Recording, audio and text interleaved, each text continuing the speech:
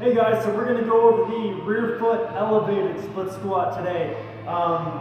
This is one of the better exercises for glute development, but also athletic activity. Just like any single leg exercise, this is great for athletic performance, injury prevention, bulletproofing your knees, bulletproofing your lower back. If you've got lower back issues, this is a good one. Anytime you're on a single leg, it takes a little bit of stress off the lower back as well.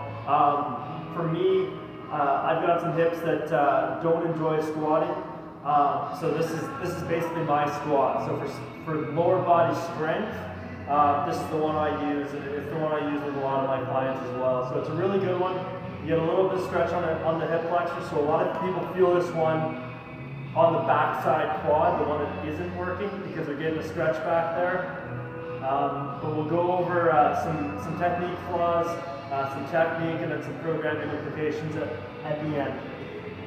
So this bench is a little bit lower for me, so it'd probably be good for shorter lifters, but that's fine for now. I usually have people gauging depth on this one is a little bit tricky, but for the most part, my foot is just a little bit ahead, and I think that's usually a good spot for most people. So I'm going to keep my abs tight, and I'm going to make sure that I don't come down like this. I'm going to get my butt tight just a little bit, and I'm going to sit back. We're looking for the thigh goes to about parallel and up all the way. My knees going back, so I'm going to some separation at the hips this way. I'll show you from this side. Now I like to placement the ankle like this. It takes some getting used to, but you know, if you're going to go like this, as soon as you start loading it, this is going to get really uncomfortable on your toes. So I do suggest people get used to something like this. It may be a little bit awkward at first, but usually people kind of break into it okay. So I'm thinking my knee stays back, I'm staying tall, but I'm getting a little bit of a lean forward here, which gets my butt into it a little bit more. So some people will stay up this way and arch back. We don't want that. We actually want a little bit of a forward lean. And we sit back into the hip.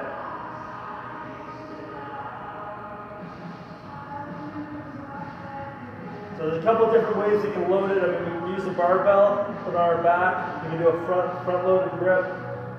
You can use dumbbells. We can use offset grip, where we just have one dumbbell on the opposite side, so on the leg that isn't working. But again, abs stay tight, the knee goes back, we're getting some separation at the hips, and coming all the way through. So just like any single leg exercise, as soon as we go that way, we don't want to see any wobbling. The knee stays out on the outer two toes, and by getting on one leg, again, anytime we're on a single leg, we get inner hip, inner thigh, and outer hip to stabilize it.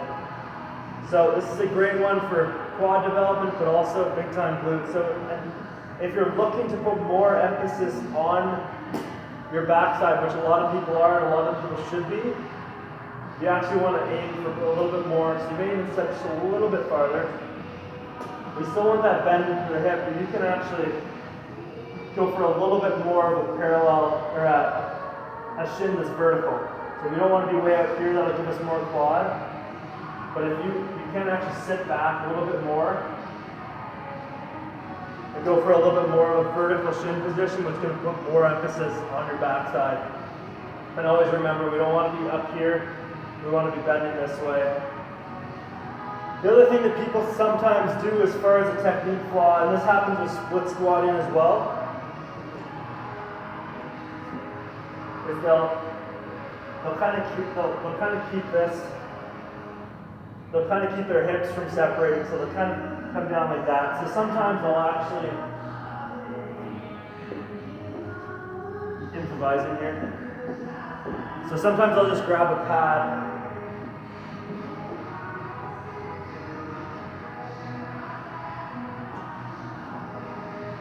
and I'll tell my client to keep the knee behind whatever I'm using there. I won't usually use a dumbbell, I'm just using this for this, but if I have some kind of pad, I'll actually tell them to keep their knee behind to avoid this type of thing, so then they actually reach back a little bit get a little bit of stretch here. So some people with tight hip flexors, tight quads, will actually try to avoid it.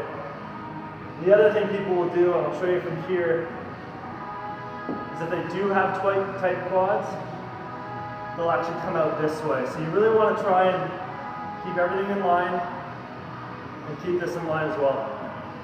So that's the rear foot elevated split squat. Really want to put most of your weight on the midfoot and the heel, but you don't want to come off the ground with the balls of your feet either. A great exercise for hip development, athletic performance, injury prevention, people with low back issues. It's a really good one. I use variations of it with myself all the time. As far as programming goes, 3 or 4 sets. And if you're looking for strength, you usually don't want to go below 5 reps just because handling a lot of weight with this positioning can be a little bit tricky. So don't go below 5 reps, but you can go anywhere from 8, 12 reps, and you can do a finisher for up to 50 if you want to go crazy. But that is the rear foot elevated split squat. If you have any questions, you can leave a comment below, or you can drop me a line anytime you want.